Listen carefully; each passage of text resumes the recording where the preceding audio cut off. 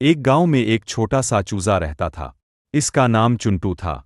चुन्टू बहुत शरारती था और अपनी माँ की बात नहीं मानता था।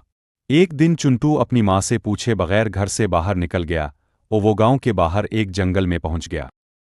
जंगल बहुत घना था और वहाँ बहुत से खतरनाक जानवर रहते थे। चुन्टू डर गया और रोने लगा। इसी वक्त एक लोमड़ी वहाँ से गुजरी।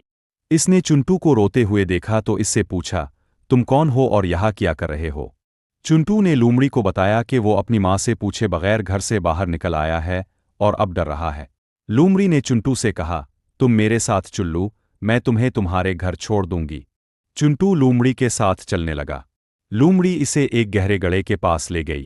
इसने चुन्टू से कहा, तुम इस गड्ढे में उतर जाओ, मैं तुम्हें तुम्हारे घर पहुंचा दूंगी। और चुन्टू लोमड़ी की चाल समझ गया। वो जानता था कि लोमड़ी इसे गड्ढे में गिराकर खा जाएगी। चुन्टू ने लोमड़ी से कहा, नहीं, मैं गड्ढे में नहीं जाऊंगा। लोमड़ी गुस्से में आ गई और इसने चुन्टू पर हमला कर दिया। चुन्टू भागने लगा। लोमड़ी इसके पीछे दौड़ रही थी। चुन्टू भागते भागते एक दरख्त पर चढ़ गया।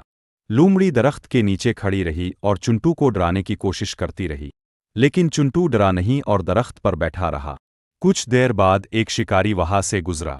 इसने लोमड़ी को दरख्त के नीचे खड़े देखा तो इससे पूछा, तुम यहाँ क्या कर रही हो? लोमड़ी ने शिकारी को बताया कि वो एक चूजे को पकड़ने की कोशिश कर रही है।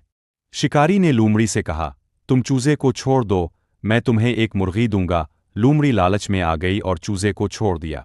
शिकारी ने चुन्टू को दरख्त से उतारा और इसे इसके घर पहुंचा दिया। चुन्टू ने अपनी माँ से मुआफ़ी मांगी और वादा किया कि वो कभी भी इसकी बात नहीं टालेगा। सबक: बच्चों को हमेशा अपने बड़ों की बात माननी चाहिए।